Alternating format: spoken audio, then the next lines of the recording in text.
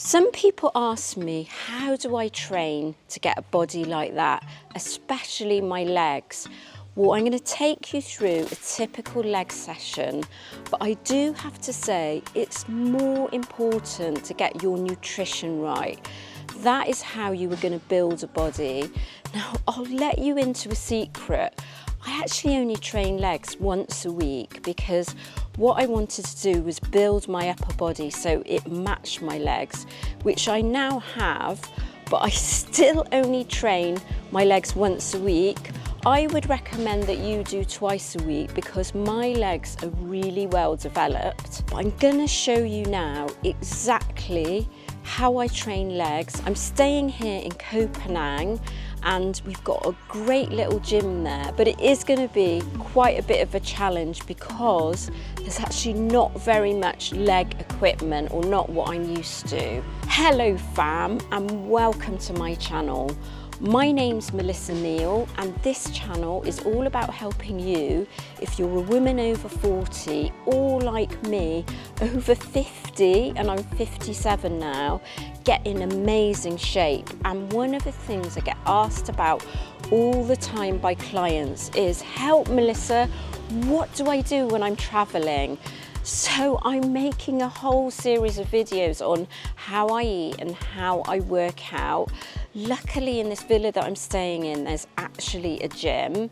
So I'm going to take you down there now. So the villa has got this amazing shared gym and I'm here with Ken.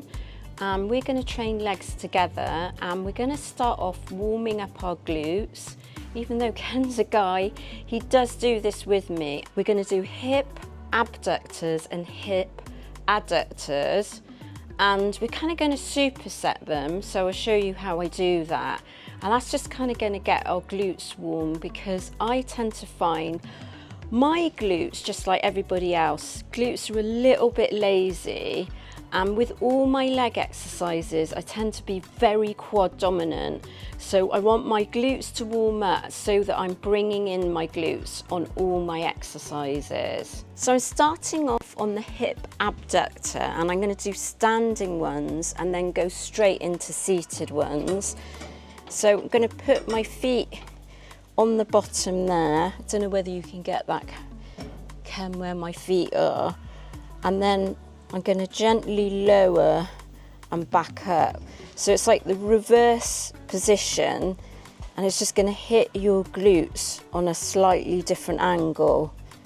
I have to say, Ken doesn't do it like this. Now, I can talk through it because the first set is kind of a warm-up set just to get my muscles moving, and then after that, I'm going to increase the weight. So I'll do 10 on the standing ones.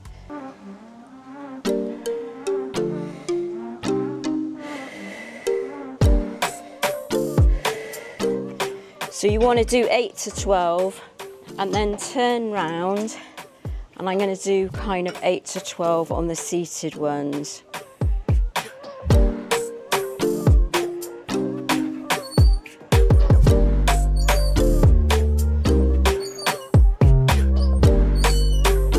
I can feel my glutes are starting to get warm now. I'm going to move over to here. And I don't really know which weight to take because this is all different to the equipment that I use back at my own gym. So I'm always slightly cautious when I go away. Now I can feel that's way too light. And the adductors are the reverse movement. So they're working the inside of your legs there. This exercise is actually quite a weak movement for me. I'm not very strong on this.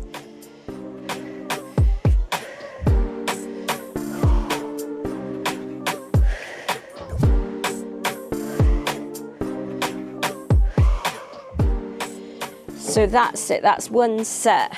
So that's what's known as a superset.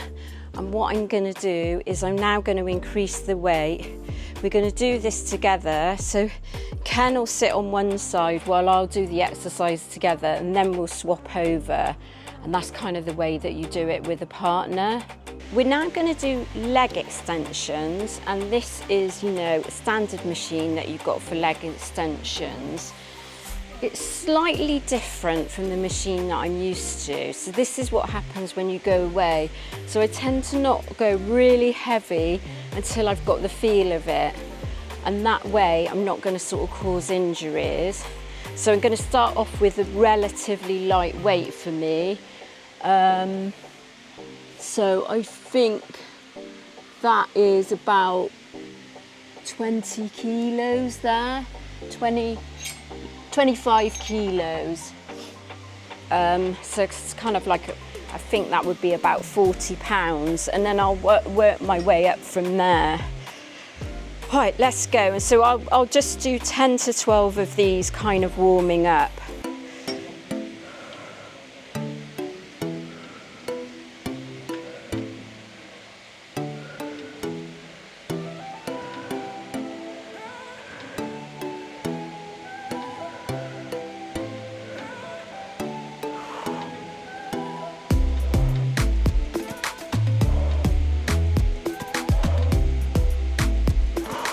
I'm actually going to do a bit more so that I get a bit more resistance, so it's ending up about 15 reps.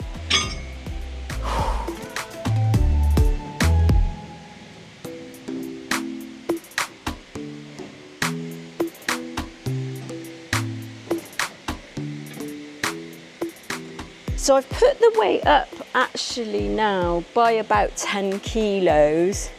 So I was on 25, so I'll be on 45, which I think that's about 90 pounds, maybe 80 pounds, something like that. Right, let's go.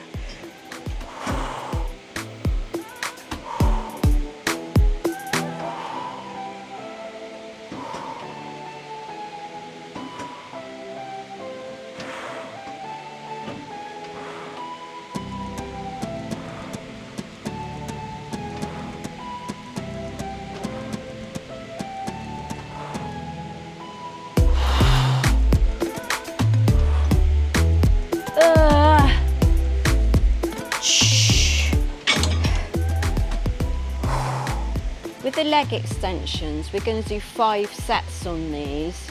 So it really does develop my legs by doing 5 sets.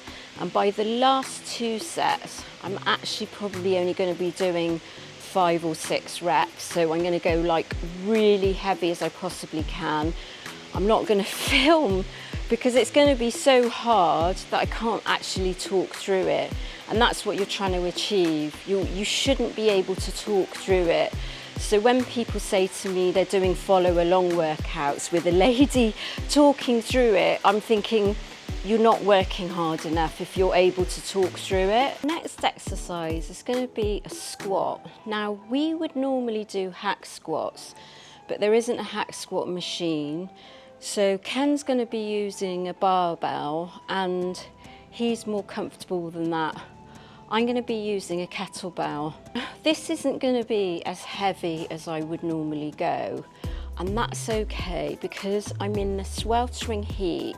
I haven't properly acclimatised yet. I've only been here probably about 4 or 5 days and I'm a little bit dehydrated. My strength is not what it would be back at home, so I'm happier to take kind of like a lighter weight. So that would be my tip when you're traveling, especially when you're going to somewhere hot, you've got off a flight, you're dehydrated, you've got jet lag, you're disorientated, is to not expect that you can train to the same level as when you were back home, but you are going to be able to build up to it. So eventually, because I'm out here for quite a long time, I'm going to acclimatise, my body's going to be rehydrated, I would have recovered from jet lag, and then I'll be able to go on quite a substantial amount of weight. So I've had a change of plan because I've realised the kettlebells are really light. The heaviest one is 10 kilos, which is about 22 pounds. So I'm going to take 20 kilo dumbbell and use it like a kettlebell. Now again, this is really light for me. And I'm going to sort of do, you could use a kettlebell if you've got available to you, or you can use a dumbbell. And then I'm going to do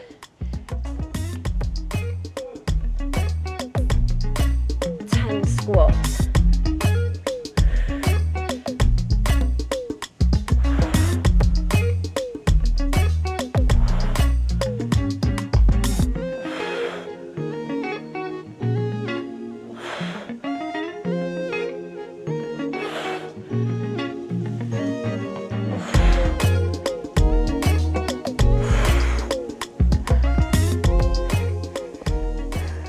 I'm going to go again on the same weight as that. Now, because this exercise isn't familiar to me, I'm not going massively heavy. It is familiar, I have done it quite a long time ago, but in my regular gym, I do hack squats. So it's really important not to overdo it on your first couple of sets, and then I'll sort of build up to something heavier. Now, the weight is actually carried on the front, so that means that it's going to be more quad focused than glute focused.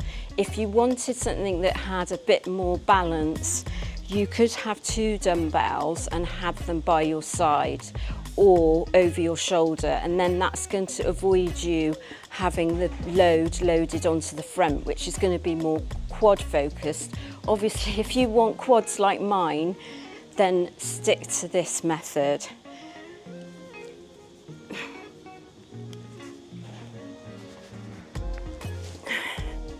So I'm holding it like that, so that's going to give me a really good grip.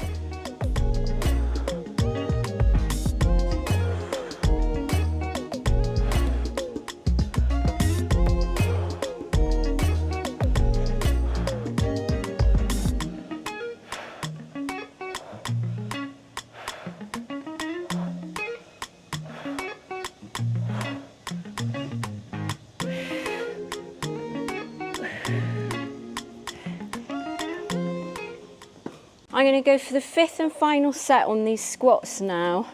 I'm up to 25 kilos, which I think that's like about 55-ish pounds, something like that. I will put it in pounds on the screen. Now, what I'm finding is I'm really fatigued, because with this exercise, you're actually using your upper body as well by holding the weight. So it's actually really, really challenging. And just to let you know, how I train is I do a push day, a pull day, and then legs. That's the sequence. So it's very much a bro split, which means that I can put all my energy in when I train legs, so that I'm getting like the maximum out of it. And by splitting up my body parts like that, because I'm a more intermediate to advanced trainer, it means I can really work the muscle hard, and with legs, have enough time to recover before I train them again. So it means I'm actually kind of shaking, feeling a bit jelly-like. That's how you should feel, and I definitely can't talk through it. I'm really struggling and shouting on the last 2 final reps. So that's how it should be for you if you're training properly.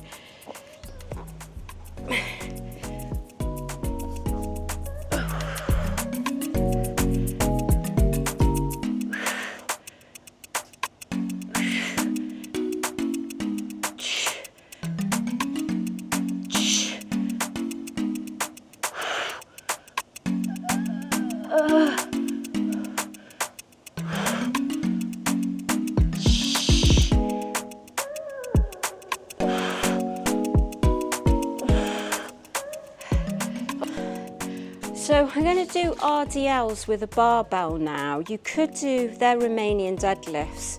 You could do RDLs lots of ways, you know, with dumbbells, with a barbell. I'm using a barbell today.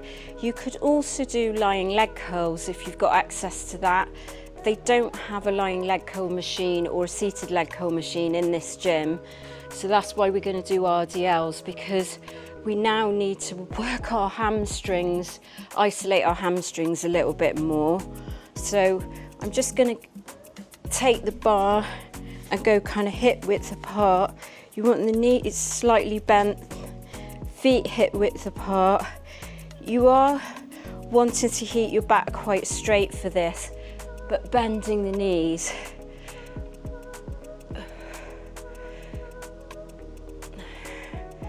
And again, I'm taking quite a light weight to warm up, and then I'm going to go heavier.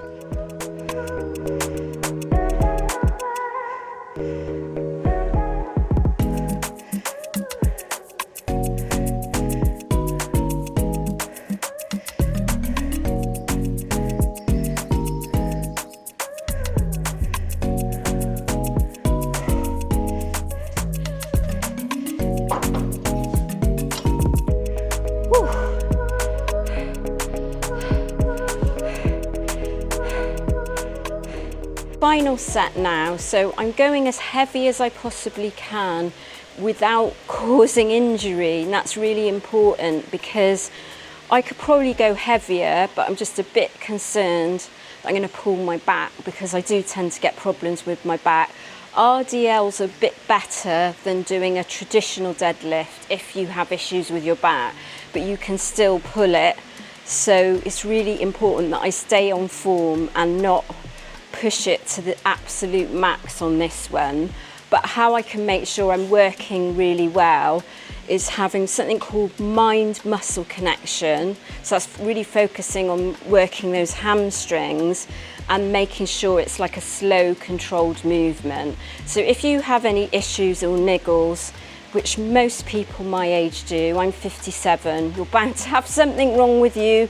Typical ones are like shoulders, knees and back and hips. I get problems with my hips. Then that's the thing to do. Just don't overstretch yourself so that you're going to get injured. Do slow, controlled movements and stay within a reasonable limit. And try to focus on the form.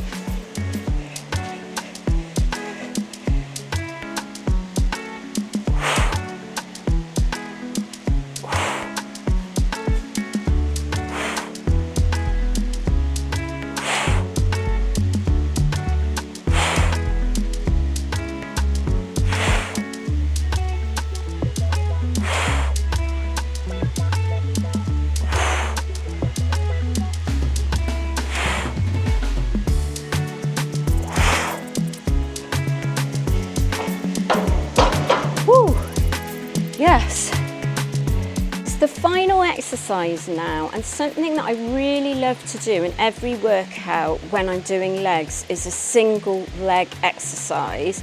Today we're actually going to do something we don't do very often. I tend to do lunges or Bulgarian split squats is what we normally do, but today I'm going to do dumbbell step-ups. So it's going to be a little bit challenging because I'm not used to doing that. Now, this is one that you could quite easily do at home. I used to actually do it on my coffee table in the pandemic when I couldn't get to the gym. So, but it is dependent on your knees. If you want to, you can do this without weight, and you're going to do around about 10 on each leg if you can manage it. It's kind of 8 to 12 on each leg. So I'm just taking a light weight here. It's what are these? 6 kilos. I think it's about 15 pounds just to start off with.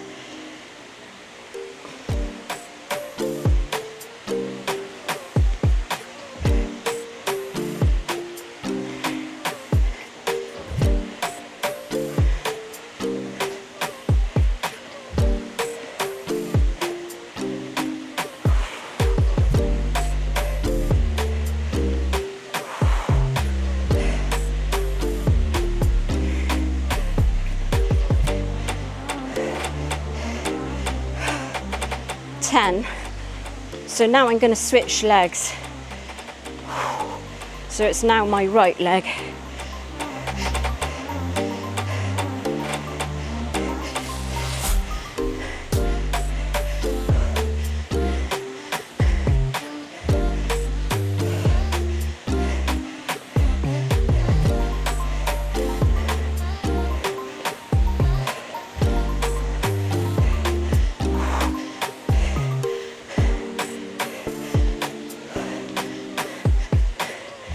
10.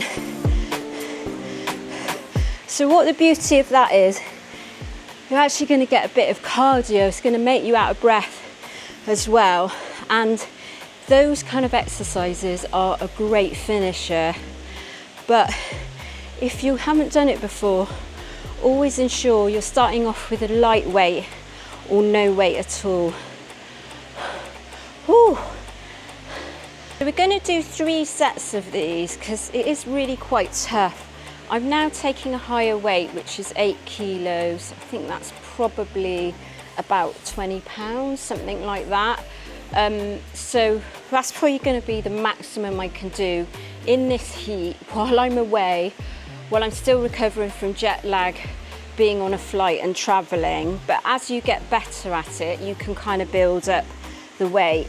We also don't want to slip on the bench because we're in with equipment that we're unfamiliar with.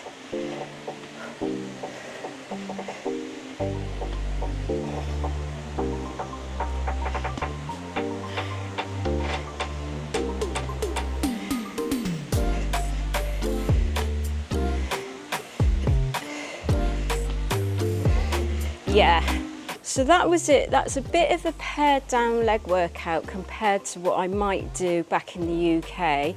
I'm now going to stretch off, starting off with quads, because my quads are going to be really tight. I'm going to be walking around because we're moving accommodation tomorrow. So I don't want to be in a situation where I can't literally walk, which is usually what happens at home. So that's what I would recommend you do, a good stretch off. The other thing to avoid so much muscle soreness is have some BCAAs during or post your workout, and also Epsom bath salts can be really helpful. Let me know in the comments whether you want any more of these videos like this, showing my workout and how I cope when I'm traveling around.